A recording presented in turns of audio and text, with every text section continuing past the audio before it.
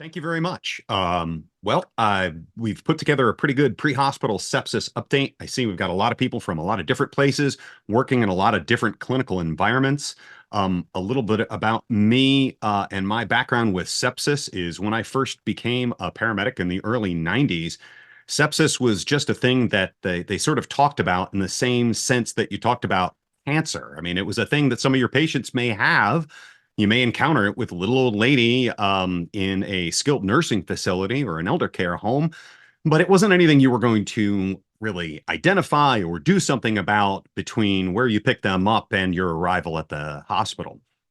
But as my career went on, I heard more and more people talking about sepsis in different ways. And one of the places that I went to for resources, in addition to the UK Sepsis Trust, in the US was the Sepsis Alliance, and both fantastic resources for information for sepsis providers from all over.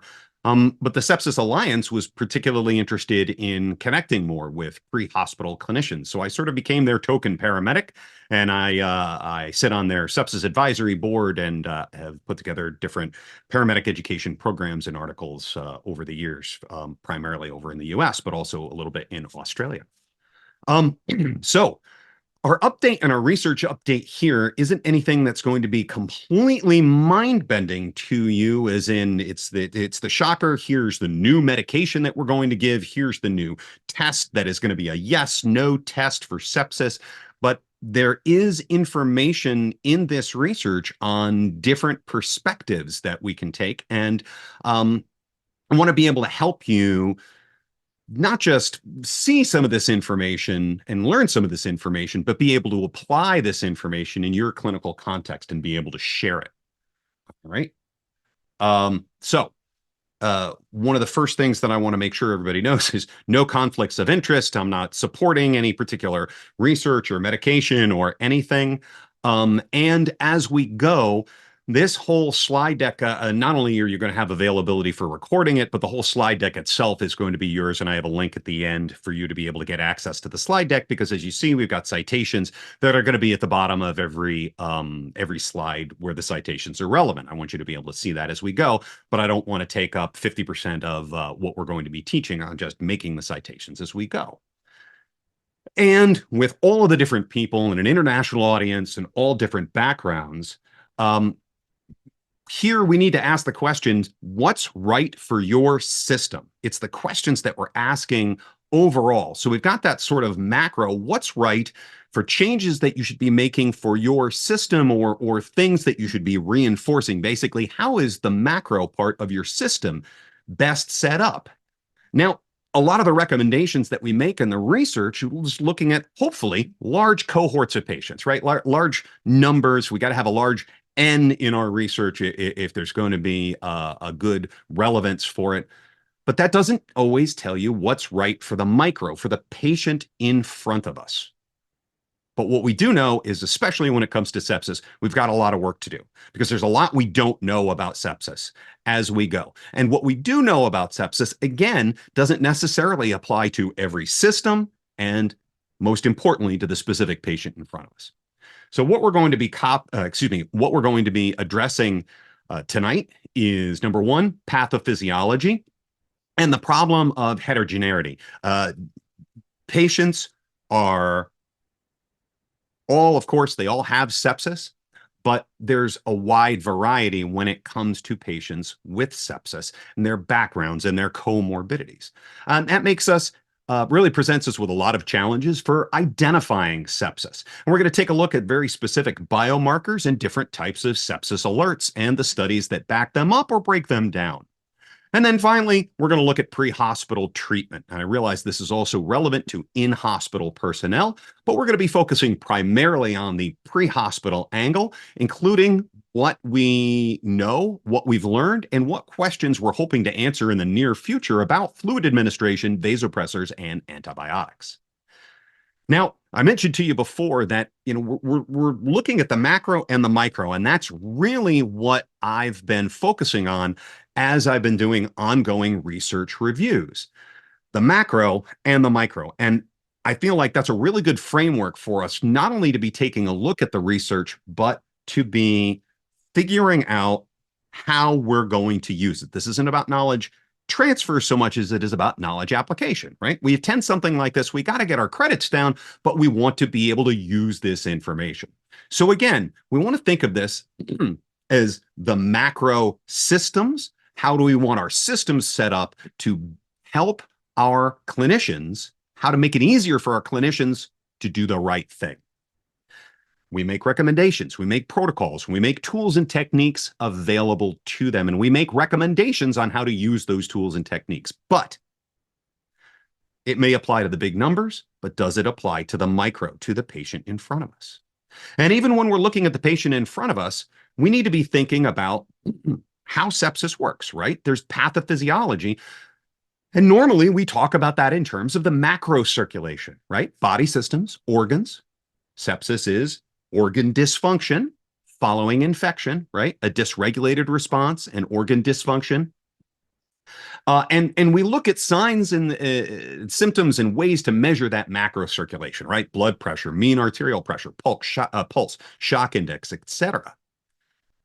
But I think it helps us better picture what might be going on with the patient in front of us, especially because sepsis is so subtle. And to look at the microcirculation, right? The endothelial cells, smooth muscle, red blood cells, leukocytes, and more, and where they are doing their work or where they are exhibiting dysfunction in the arterioles, the capillary beds, the venules, the microlymphatics, right? The microcirculation is where it's at. And it helps us better understand what we're looking for in the macro, recommendations we need to make so we can balance that sensitivity and specificity, right? We're not calling everything sepsis, but we're not missing a critical sepsis patient. So let's dive in and take a look. When we ask what are we looking at in microcirculation dysfunction, we start with the endothelial cells, right? The cells that line the circulation. Well, there are a lot of different things that can cause different disruptions, different dysfunctions of microcirculation. But here we're talking about an infection that, in a way very similar to anaphylaxis, triggers dysfunction across the whole body. So when we think about anaphylaxis, right, do you think normally that someone has to get stung by 100 bees to have an anaphylactic reaction if they're allergic to bees? You may think, okay, if someone's allergic to peanuts, do they have to eat a whole jar of peanut butter before they have a reaction? Well, no, it's not about the amount. It's about the body's dysregulated and dysfunctional response, right, to a normal stimuli. In this case, an antibiotic, or in the case of anaphylaxis, an antibiotic, or a shellfish, or peanuts, or who knows what. So it doesn't have to be a lot, and it's an inappropriate response for the body that goes throughout the whole body. Well, you can think of sepsis in a very similar way, right? It doesn't take a big infection. Sepsis is not overwhelming infection. Sepsis is the body's dysfunctional response to sometimes even a small infection. And when that starts to manifest itself, it begins in the endothelial cells. There's a loss of overall response. Those endothelial cells want to be able to respond and regulate the overall macro circulation. Those endothelial cells become more permeable. So not only do they have this lack of overall response, so if the blood pressure starts to drop, right? If perfusion starts to be compromised, those endothelial cells should begin to respond and help regulate around them to start squeezing down some vasoconstriction and otherwise regulate the precapillary sphincters, the postcapillary sphincters, a whole bunch of different stuff. But then they start to become more permeable. So not only are they not sort of squeezing down to maintain blood pressure like they should, they're leaking out fluid. And this fluid is causing additional problems as it begins to leak out. So not only are we getting sort of relative hypotension, because these endothelial cells and the microcirculation isn't responding like it should, we're getting actual hypotension as fluid starts to leak out. We also have these reactive oxygen species, or ROS, and sepsis induces reactive oxygen species released by platelets and neutrophils and endothelial cells. So different blood components release these reactive oxygen species. Different parts of the immune system release these, the endothelial cells themselves. Um, and once that starts happening, these reactive oxygen species start further propagating inflammatory response. So it's like tipping the dominoes. They cause more endothelial cells, more platelets, more neutrophils to release more of these reactive oxygen species.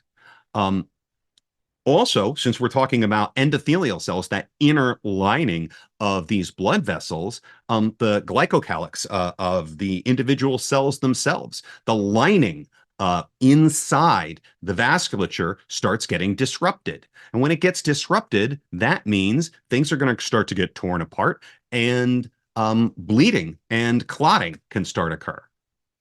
Now, of course, the actual smooth muscle cells on the microcirculation in the capillaries are going to be squeezing down those micro blood vessels to help raise our blood pressure, our patient's blood pressure. But those smooth muscle cells, because of these reactive oxygen species, are also going to lose their regulation. So they're not going to be able to regulate themselves, right? They're not going to be sensitive to signals from elsewhere in the body that say, hey, perfusion is dropping. Blood pressure is dropping. We got to start squeezing down on these capillaries, raise the blood pressure up, make sure that perfusion gets everywhere it needs to. The INOS, or inducible nitric oxide synthase. This is reactive oxygen. So these are more, it's enzymes that go out, and they cause production and release of nitric oxide. Nitric oxide is supposed to get released in an area to help cause vasodilation and increased circulation in a part of the body that's demanding oxygen. So you'll get more nitric oxide in an area of the body that starts heating up because you're using your muscles, and you get the vasodilation there. And that way we get a delivery of oxygen and increased perfusion to an area of increased demand. But the problem is when this nitric oxide is sort of being released heterogeneously and all over the place, then that's not happening. And you start getting vasodilation and increased circulation to parts of the body that don't need it and don't want it, and could impact overall perfusion. And other areas of the body that should be expanding and dilating because they're demanding more perfusion, more circulation, they're not getting it. The smooth muscle cells are having problems, and it's also related to this nitric oxide release. The red blood cells themselves that are carrying the oxygen. Well, as part of this very complex chemical soup that's being released because of sepsis, it's not just one line of dominoes, but if you can picture the big setup of dominoes that are releasing all over the place, different enzymes, different chemical messengers throughout the body are getting all messed up and banging into each other and releasing, setting off more sets of dominoes falling. This causes the end result is red blood cells can't deform properly. And we want them to be able to deform. Basically, we want them to be able to come into those capillaries and be able to squeeze through and deliver oxygen, pick up carbon dioxide as well, and move it along. If the red blood cells can't deform properly, then when they move into capillaries that are already vasoconstricted, you get decreased flow. The red blood cells literally can't fit and slide and move through. And when you combine that with the endothelial cells being messed up, they're not as slippery as it should be. You get increased aggregation. These red blood cells and the platelets are more prone to clumping together and clotting. They have a decreased ability to release oxygen to the places most in demand because they're fighting infection. and they don't properly release those vasodilators that they should when an area is hypoxic. So again, this microcirculation, what's going on? These red blood cells, the endothelial cells, the leukocytes, right, white blood cells, and they too are sticking together more than they should, causing additional clotting. So we've got this state where sepsis is often increasing metabolic demands on the patient, right? Because they're trying to fight off infection. And that's the infection is kicking it off. But then the sepsis occurs when we have all of this release of these chemical mediators and the body's not reacting properly. Again, you could picture it in a lot of ways like we picture anaphylaxis. Chemical mediators are shooting all over the place, and instead of an isolated response to one area of infection, the lungs, the urinary tract, a cut on your hand, this dysregulated response is causing this stuff to happen all throughout the body. And when that starts, each and every part of the microcirculation starts getting screwed up. The leukocytes not only have this increased adhesion and they start clumping together themselves, but they in turn have a dramatic cytokine release. And these are additional chemical messengers to tell the immune system throughout the body to overreact everywhere. When we take a look at what we've just learned with the where of microcirculation, well, we'll go from arterial through the capillaries to the venules. Okay. On the arterial side, when we can see that up in the top, we have this heterogeneous release of nitric oxide. Like I say, nitric oxide is a good chemical messenger, and it's supposed to cause vasodilation where parts of your body need additional circulation. They need additional perfusion. They've got oxygen demand, right? They're fighting an infection. You're doing work. You're working hard to breathe with lungs that are filled with pus or fluid, right? And the nitric oxide helps with that release. But when it's heterogeneous and it's all over the place, then as you see here on our little graphic illustration, we get vasodilation where we don't want it and no vasodilation where that extra circulation is really needed. It's dysregulated all over the place. The arterioles are not responding the way they should. The smooth muscles aren't clamping them down the way they should. And they have a hyporeactivity to vasopressors. So in other words, if we look at this, we say, well, that's okay. I'm going to come in with my chemicals and we're going to administer some medications and we're going to fix that. We're going to really cause, we're going to send our own message with medications we're going to be giving for everything to start clamping down and raise up blood pressure, raise up perfusion, balance it out, administer some fluids for the vasopressors to work. But part of the problem is on the microcirculatory scale, they're not going to react the way we want them to vasopressors, which is why so often we find it challenging to fluid resuscitate and administer vasopressors and get that response that we want to. Now, through the capillary bed, again, you've got that endothelial dysfunction. It's squeezing down where it shouldn't. The glycocalyx isn't as slippery. Things aren't flowing through like they should. And we start to get that microthromboses.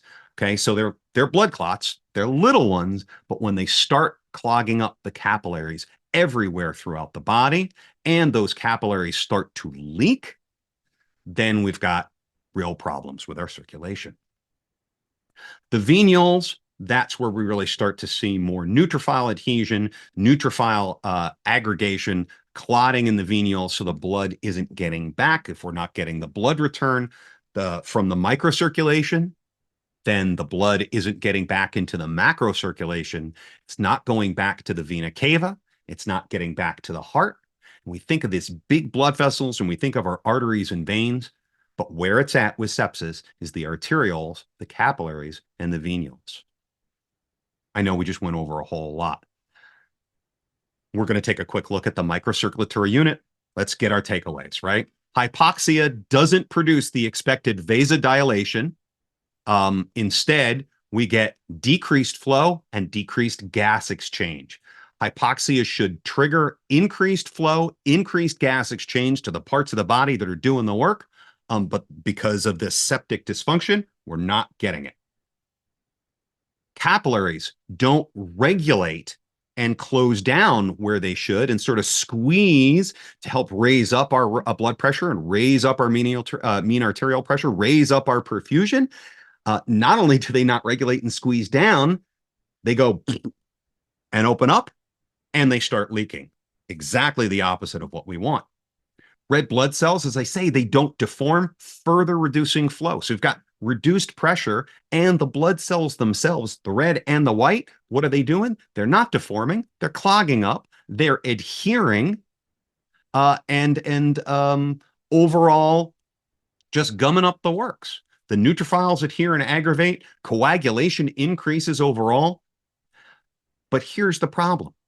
Because this is happening throughout the body, and different sepsis patients are having it happen in different places, okay? Not every sepsis patient, they start with sepsis and therefore they get every sign and symptom, right? Not every anaphylaxis patient has all the skin signs that you expect. Not every anaphylaxis patient has significant difficulty breathing. Not every anaphylaxis patient has the tongue that swells, but it's still life-threatening. Now, the problem is anaphylaxis, as deadly as it is, you could see it from across the room if you're looking. With sepsis, it's insidious. The microcirculation, all of these problems are starting, going, and going. And what do we see here with the slide we have right here? What do we see? We see things that aren't going to reveal themselves right away, but it's a slow buildup. And when the body tries to respond, or when we try to help the body respond, it's not going to respond to a little bit of fluid or vasopressors in the way that we expect. And that's why we have to catch it early.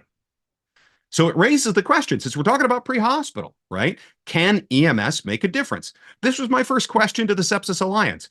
This is fascinating to, the geek in me, and I'm glad I have access to this information, but what difference does it make overall?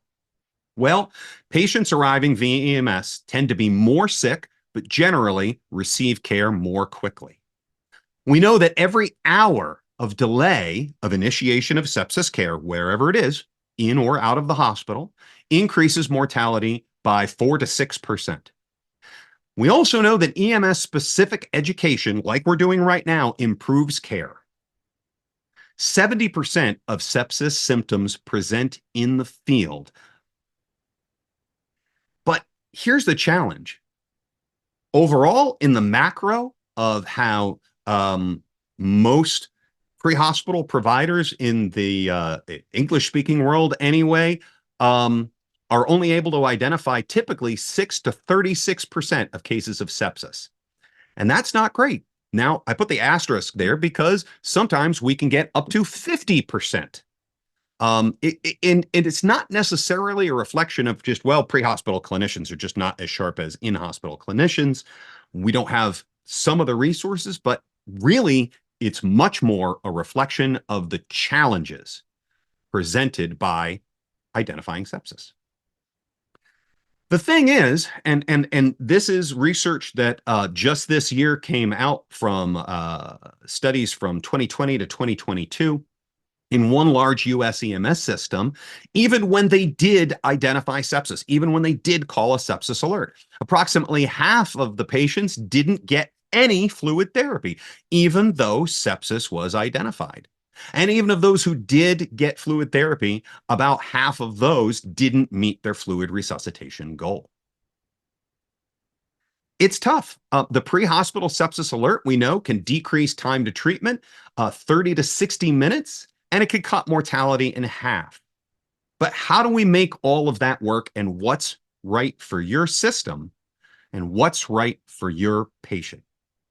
Well, again, we've got more work to do.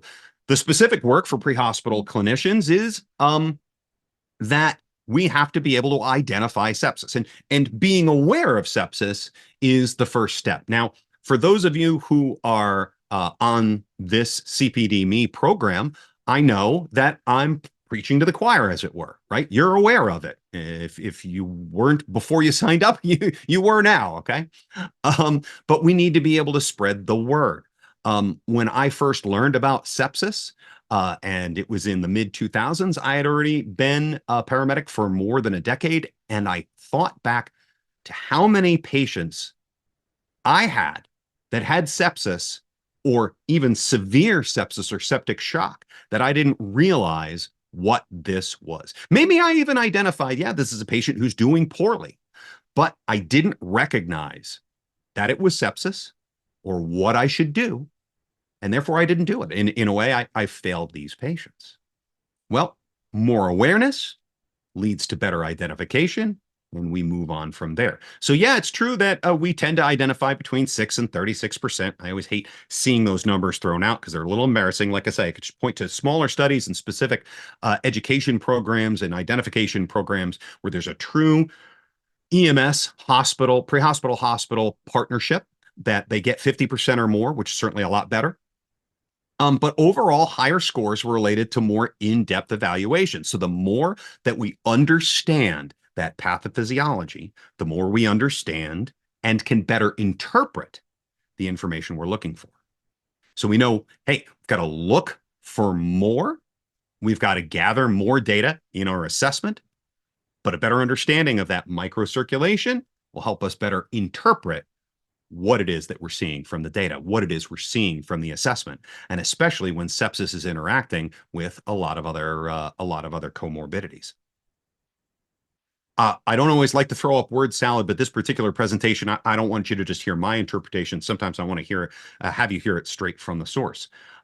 That's true that early detection and treatment of sepsis improves chances of survival, but it's very difficult to diagnose. And it's especially true in the chaotic pre-hospital sepsis setting, where the resources are scarce. And yet, that's where we need to identify it. Have people built systems to help us identify sepsis? Oh, yeah. Oh, yeah. Tons of them. Too many of them. Too many of them. But it's that macro and the micro. Makes me think of it in two different ways. Number one, the macro. What of these? The question is not which of one of these is best. The question is which one of these is best for the system that I work in. Some have greater sensitivity and specificity overall in different studies, and we could talk more about that. But even in the systematic reviews that I list here, it's more about what works best for your individual system. And honestly, there is no picking one best one. There's a paucity of evidence in the emergency setting, and a lot of more research is required. And that's from research and a systematic review just from, I think, 6 months ago. The implementation of a sepsis screening tool is prudent. So we're not saying don't use it. We're saying that don't grab a hold of one and rely on it so much that you think it's a magic wand. There's nothing that's going to be a yes, no answer. So again, different research showing these early warning scores and sepsis identification tools and techniques. We need a lot more work on standardized per-hospital care where clinical judgment works together with these early warning scores to allow pre-hospital clinicians to give pre-hospital alerts, pick the right destination, and begin early interventions for the unstable patients that need it. It's unlikely that we're ever going to get to a single gold standard score. And that's sort of the lament of a lot of these systematic reviews that I've gone through over the years, over the past decade, right? Development of new programs, new systematic review, new early warning scores and sepsis scores and the like. But in my mind, that's because of that macro I keep talking about. Hey, man, there's going to be different tools that are more appropriate for different systems. That being said, and I have a hard time selling it a little bit in the US because we don't have the infrastructure to support it as much. But News 2, along with Paramedic Diagnostic Impression, and of course, all of this following infection, pardon me, does the best. Like if you're saying, Rom, that's all great, but Which one of these scored at the top of the list? Well, I don't want to leave you with no answer whatsoever. The answer is news 2. However, one size does not fit all. One of the things that I suggest, and the thing is, and in the U.S., we've got EMS system after EMS system after EMS system. It's not like the ambulance trusts. There's so much more uniformity, especially in the UK, and even outside of the UK, except in the US. We're exceptional in our ability to reinvent the wheel. But for some systems, like the one that I work in, things like QSOFA work really well. And QSOFA is not a diagnostic of sepsis, but it helps us look at a patient with infection that has 2 or more of these triggers is at risk of a poor outcome. So that doesn't say this patient in front of you has sepsis. It means we need to sharpen things up when we're looking at this patient. Okay. In the system that I work in here in Connecticut, they don't call it QSOFA, but this is effectively how most of our sepsis alerts are based. We are densely populated and we've got a really good healthcare system, even though, again, each EMS system is different. We have fire-based, we have municipal, we have a third service, we have hospital-based, we have private ambulances, all doing emergency calls, and it's it's a mix and match, and all different types of hospitals and healthcare systems. But the destination emergency departments that can accept the wide net that they cast and want to keep the evaluation very simple and very straightforward, QSOFA or simple scores like this work well for them. They say, look, we want you in EMS to cast a wider net, start initial treatment early. We know that your transport times in my area are going to be relatively short, and we'll sort out more when you get to the hospital. We don't want you spending so much time doing a more complex, albeit more specific assessment tool, and worrying and delaying your initiation of treatment. That's what our system works with.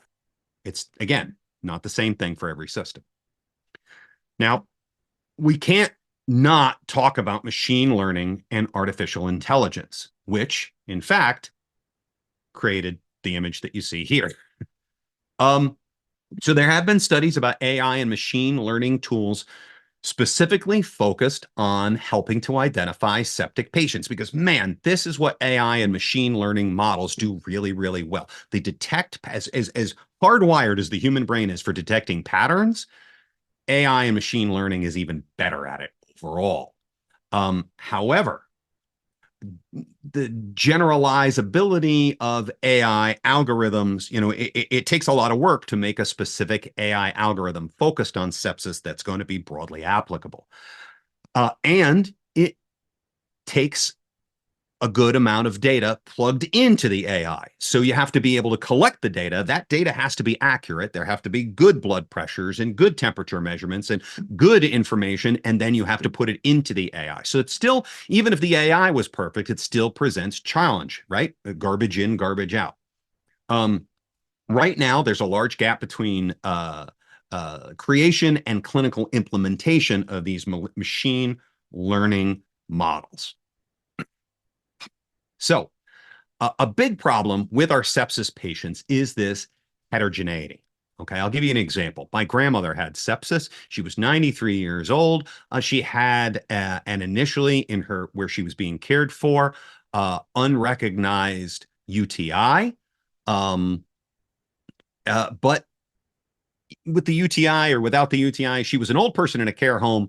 She had a UTI. Man, this is sort of a classic sepsis setup, right? However, not too far from me, there was an 18-year-old firefighter. He was a volunteer firefighter, not too far from West Point Military Academy for the U.S. Even outside of the U.S., you may be familiar with West Point. Well, that's where he was a volunteer firefighter, 18 years old, fit, strong kid, wanted to be a career firefighter. And in January, 3 years ago, he got the flu. It wasn't the flu that brought him down. This 18-year-old kid had the flu, but he kept getting worse, and the sepsis, the reaction, the microcirculatory problems that were occurring remained unrecognized. They said, hey, you've got the flu. And they were right. He had the flu, and the flu wasn't doing him any good. But they didn't recognize the sepsis and the microcirculatory collapse that wasn't identified and didn't have adequate intervention until it was too late, required the amputation of all 4 of his limbs. He is now still working on getting back to a life where he can care for himself, but his dream of being a career firefighter is obviously gone, unfortunately. They don't all fit the standard picture of sepsis. Because of that, some of them fall through the cracks.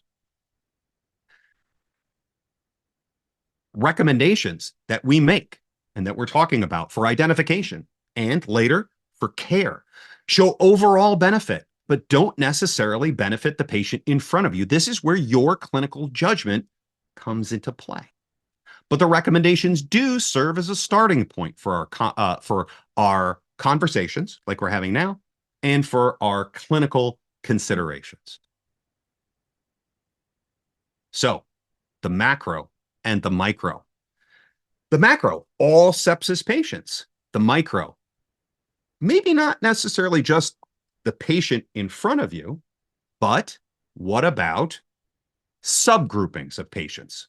For example, maybe we can identify patients with different comorbid diseases that may have sepsis, and we may have screening tools that apply better to them, or that we're more likely to pull the trigger and be more sensitive to septic shock. We may lower the threshold to what we call septic shock for patients with cardiovascular or cardiorespiratory comorbidities. So basically, they got heart and lung problems. Maybe let's not wait so long to say, well, this is obviously septic shock, because by the time it's obviously septic shock, it's much more challenging to resuscitate them.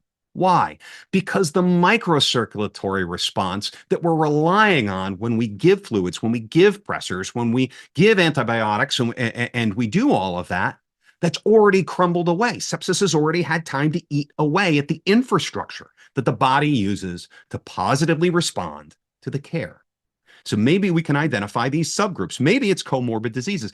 Maybe we have to be better at identifying patients with multiple organ dysfunction early on. Maybe patients get categorized as a high risk of mortality, like with QSOFA or other early warning scores, and we're looking at them differently. But the likelihood of responding to a specific therapy based on an underlying biological mechanism, maybe we don't know or care what comorbidities they have, or know or care what the initial source of infection is.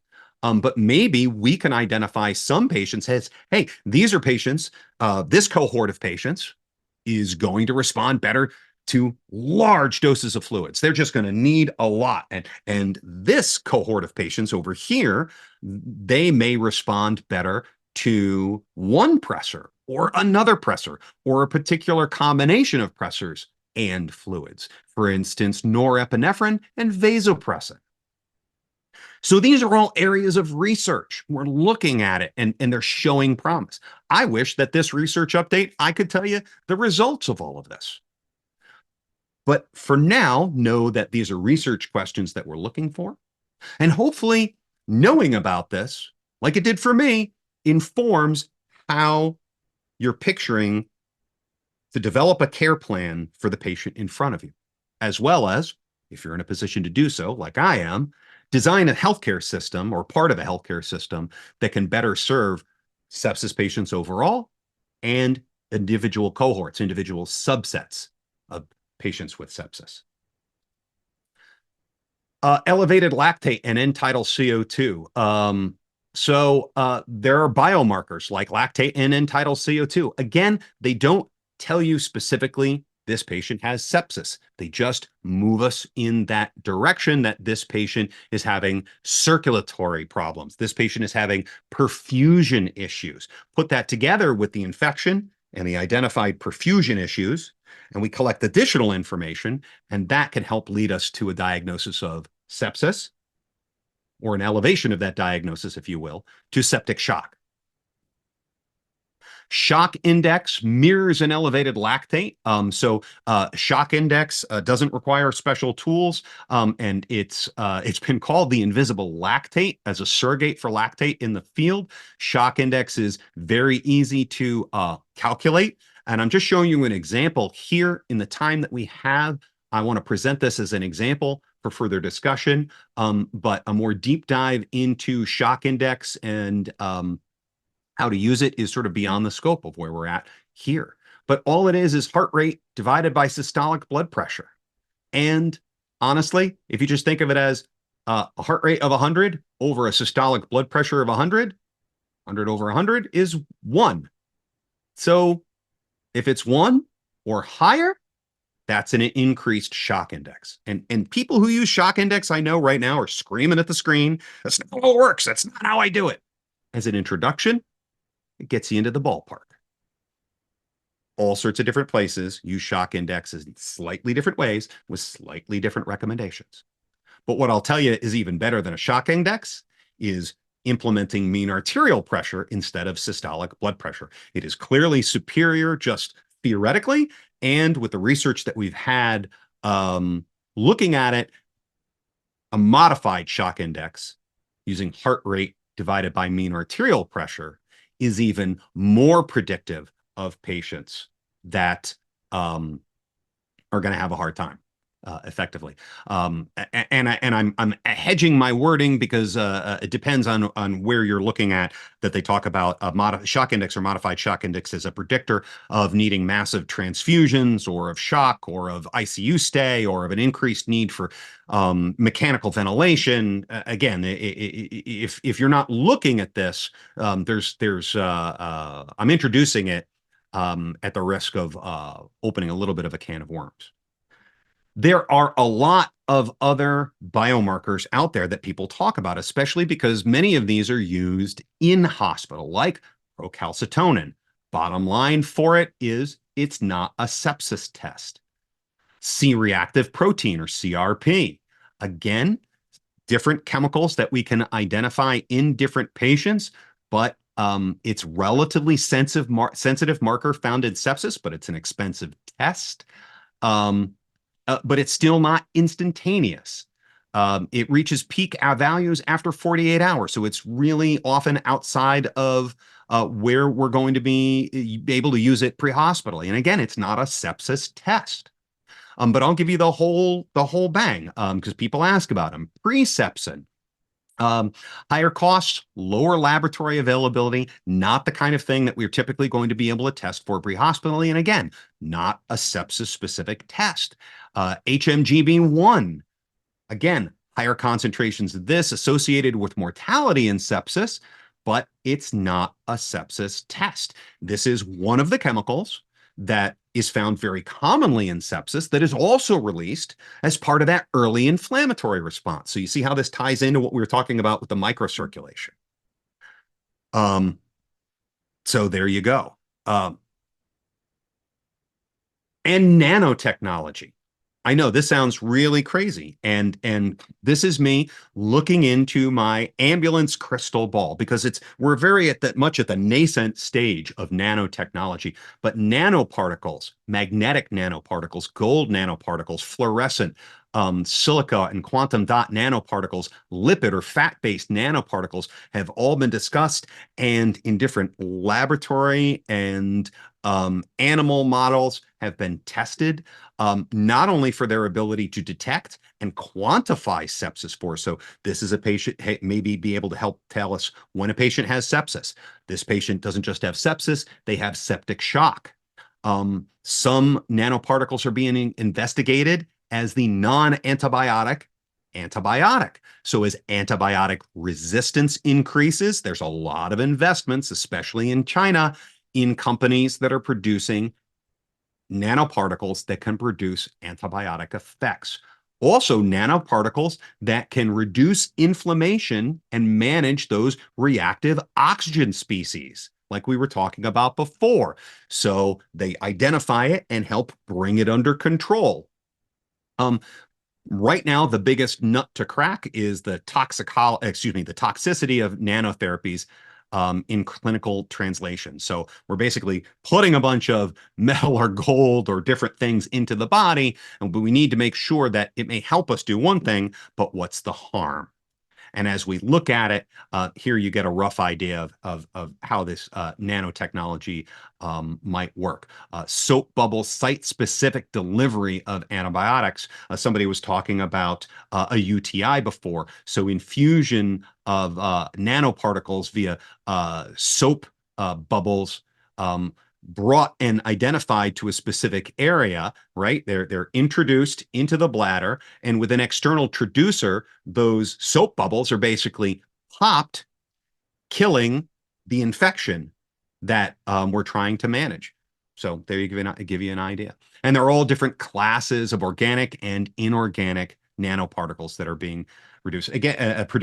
Again, early stages, but with the challenges of what we're looking at going forward, it really is something we're looking into. So then as we get to our sepsis alert criteria, again, there's a whole bunch of different things out there, but one size does not fit all.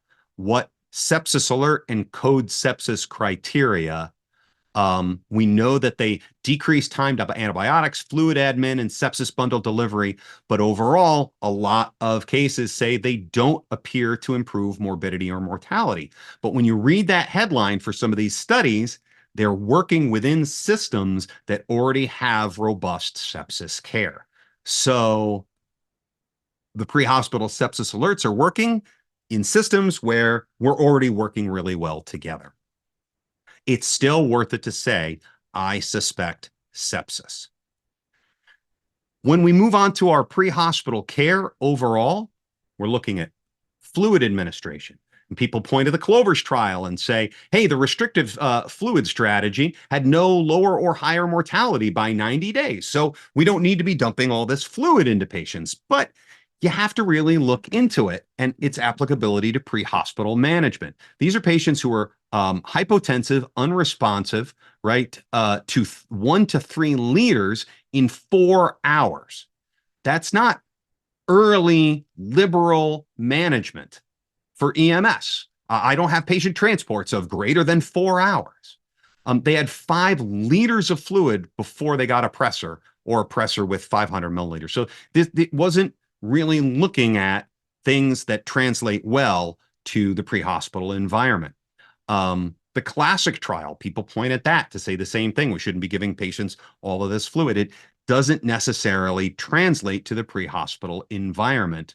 And again, thoughts for further discussion. These are patients in the ICU, had a lactate over 2 already, and they were on pressors and had a liter of fluids already. So it raises the question of how much benefit they would ever get from additional fluids. Really, the pre-hospital administration of pre-hospital fluids were associated with decreased odds of hospital mortality. So fluids, decreased hospital mortality. 5 cohort studies, 2 in the EMS pre-hospital environment, 3 in the ED, and they all improved mortality.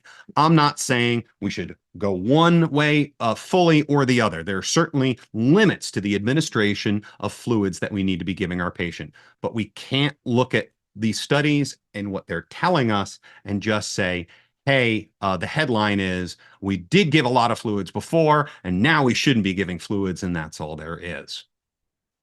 Of course, there were bigger differences and greater improvements when we gave more fluid to patients who were in more severe shock.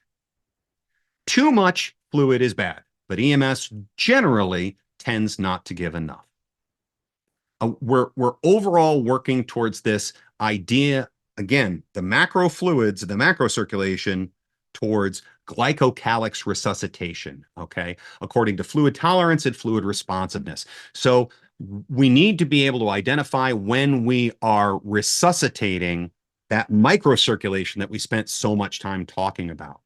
And fluid responsiveness is something that we can identify as simply as a passive leg raise. If they improve with a passive leg raise, they're more likely to be fluid responsive. Or if you have point of care ultrasound monitoring the collapse of the inferior vena cava, this is basically, hey, look, their heart is trying to pump the fluid out, but the fill pipe, the inferior vena cava, is collapsing every time the heart tries to pump out because there's not enough fluid to fill it. Well, then let's fluid fill it. And this is the overall look at how we're doing our interventions, right?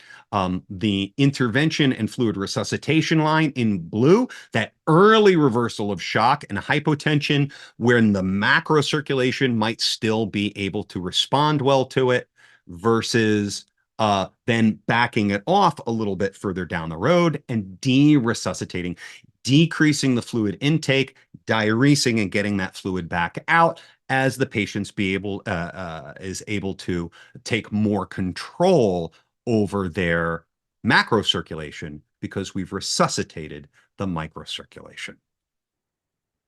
And of course, vasoactive agents.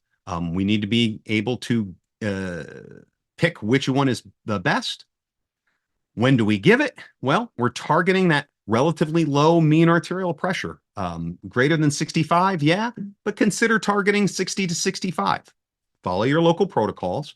But any lower than 60 is a lot more likely that the patient's going to have worse outcome. However, greater than 65 didn't show that significant of a benefit. Norepinephrine, because of its combination of alpha and beta adrenergic effects, help really boost that microcirculation, translating into increases of macrocirculation. It's the primary pressor in managing sepsis. And we know that early administration with fluid, the norepinephrine, the pressor, has to have something to work with, help reduce length of stay and reduce mortality overall. It is something that helps resuscitate that microcirculation, as we say, and improve tissue perfusion and oxygenation and get the body back on the right track.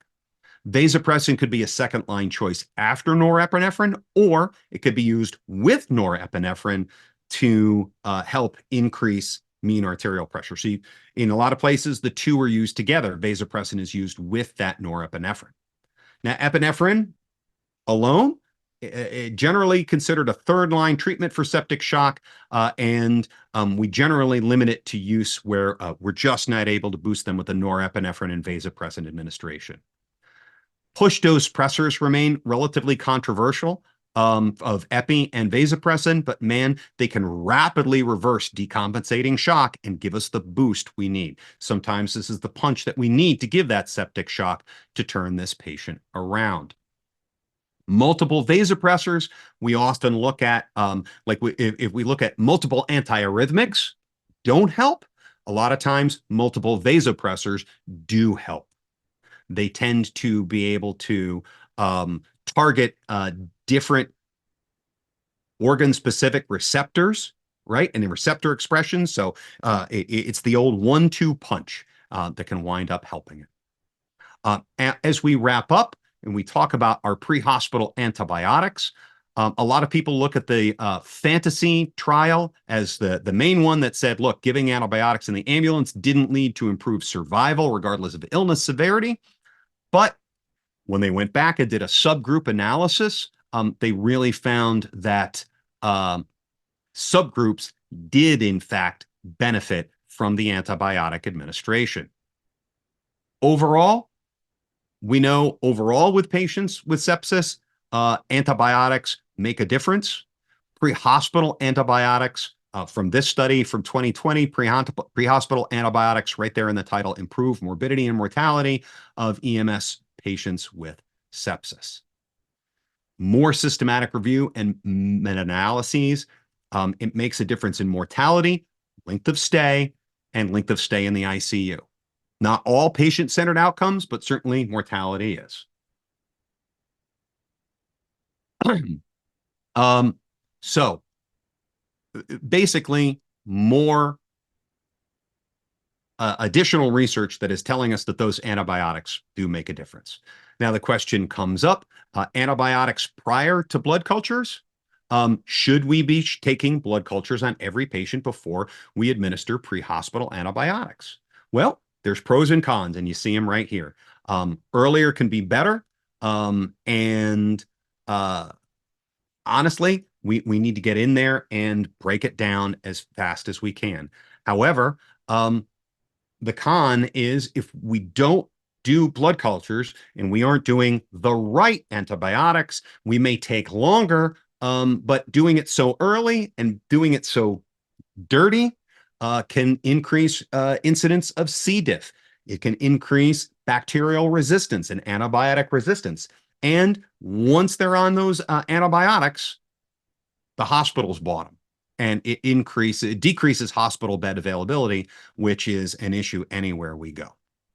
Now, a good solid handover and that coordination with our colleagues in the emergency department is essential when we arrive there. We're talking about a lot of concepts and a lot of information, but being able to do that good handover and being able to conceptualize the patient in front of us and give the relevant data at the top of our list, that's going to make a big difference. That really wraps it up for us. I hope that some of what I've talked about will help you improve the quality of your individual care and the individual systems that you're working in. Here's an app that provides fantastic information. The Escavo Sepsis Clinical Guide, tons more information. You can also get more information at the UK Sepsis Trust, Sepsis Alliance, or from me directly. I'm going to show you this in one more second, this additional link, but this whole presentation and all of the resources and citations are there at the bottom. I hope conceptualizing a lot of this information in the macro sense and in the micro sense for your system and for your individual patient, it benefits you because we got a lot of work to do. And as we wrap it up, I'm more than happy to entertain your questions. And while we do so, I'm going to put up those links.